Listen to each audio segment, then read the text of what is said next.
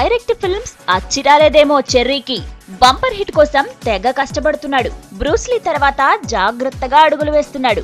తన్ని ఒరువన్ సెట్స్ పైకి వెళ్లటానికి రెడీగా ఉంది. దీంతో పాటు మరో మూవీ రీమేక్ కోసం కూడా ప్రయత్నాలు చేస్తున్నాడట రామ్ చరణ్. హిందీలో జాన్ అబ్రహం హీరోగా, శృతి హాసన్ హీరోయిన్ గా తెరకెక్కుతున్న రాఖీ హ్యాన్సమ్ పై మనసు పడ్డాడట.